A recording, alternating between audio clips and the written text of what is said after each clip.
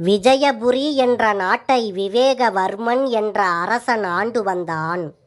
அவனுடைய அரசவையில் நன்கு கற்று இருந்த அறிஞர்கள் நிறைய பேர் இருந்தார்கள்.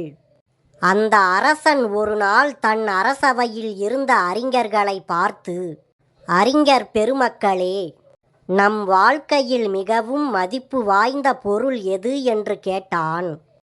இந்த கேள்வியை அரசன் கேட்டதும் அந்த அரசவையில் இருந்த முதல் அறிஞர் எழுந்து கூறினார், நம் வாழ்க்கையில் மிகவும் மதிப்பு வாய்ந்த பொருள் உயிர்தான். உயிர் இல்லையென்றால் நம்மால் வாழ்க்கையில் ஒன்றையும் அனுபவிக்க முடியாது என்றார். பின் இரண்டாவது அறிஞர் எழுந்து கூறினார், மன்னா, நம் வாழ்க்கையில் மிகவும் மதிப்பு வாய்ந்தது அறிவுதான். அறிவு இல்லாமல் ஒருவரும் வாழ முடியாது என்று அவர் பதிலளித்தார். அதன் பின் மூன்றாவது அறிஞர் எழுந்து கூறினார், அரசே, நம் வாழ்க்கையில் பொறுமையின்றி நாம் ஒரு கணம் கூட வாழ முடியாது. எனவே நம் வாழ்க்கையில் மிகவும் விலை உயர்ந்தது பொறுமைதான் என்று பதிலளித்தார்.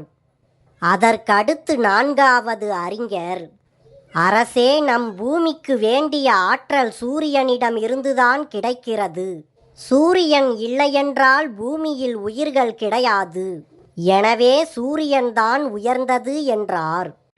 பின் ஐந்தாவது அறிஞர் எழுந்து கூறினார், நம் வாழ்க்கையில் அனைத்தும் இருந்து அன்பு இல்லாவிட்டால் மனிதன் வாழ்ந்து ஒரு பயனும் இல்லை.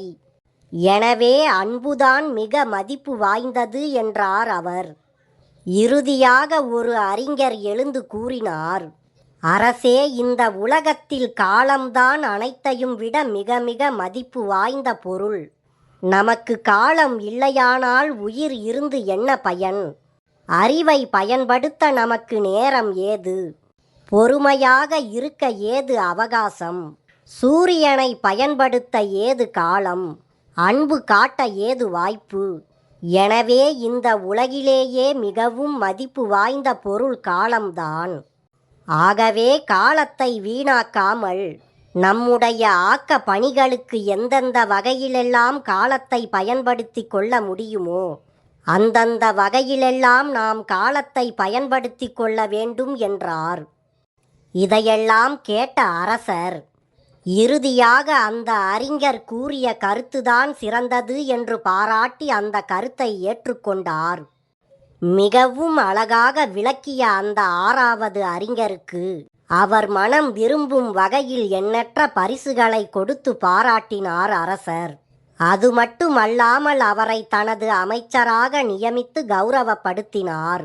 இதை கண்ட மற்ற 5 அறிஞர்களும் அரசரின் செயலை பாராட்டினார்கள். காலம்தான் இந்த உலகத்திலேயே விலை மதிக்க முடியாத பொருள். காலத்தை தவறவிட்டவர்கள் வாழ்க்கையில் முன்னேற முடியாது. எனவே நம்முடைய இளமை காலத்திலேயே நாம் நன்கு கல்வியை கற்க வேண்டும்.